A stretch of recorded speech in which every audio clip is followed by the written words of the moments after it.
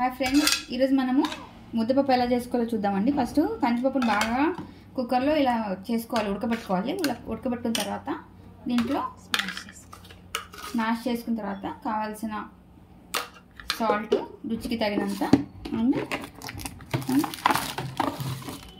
జీలకర్ర వేసుకోవాలి. సో జీలకర్ర బాగుంటుంది టేస్ట్కి. ఇది చిన్నపిల్లలకి పెట్టిన బాగుంటుంది.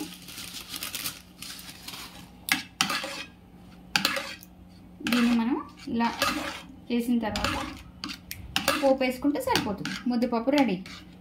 మనము ఆలు ఫ్రై ఎలా చూద్దాం. ఫస్ట్ ఇది ఆలుని కట్ చేసిన తర్వాత ఉప్పు నీళ్ళలో ఒక 10 minutes నానబెట్టాలి. సో నానబెట్టిన తర్వాత మనము ఆయిల్ మరుగుతుంది కదా, దీంట్లో వేసుకోవాలి.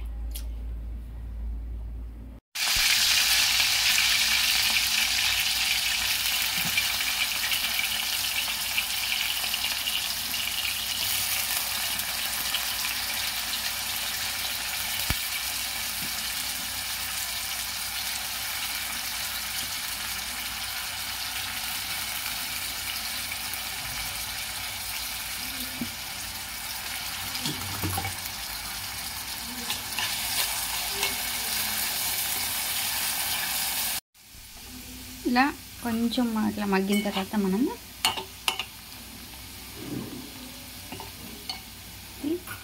సిమ్ చేసుకోవాలి. సిమ్లో మగ్గాలి.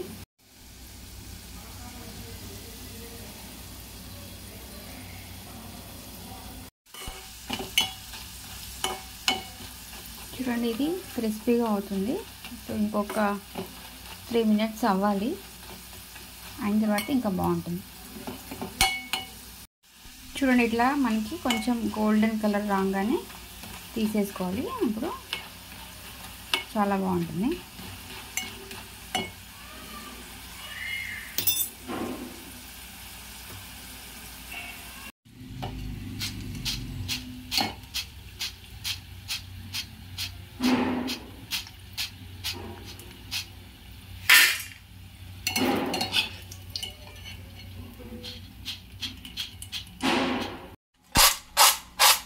చూడండి, ఇలా మనకి సౌండ్ రావాలి.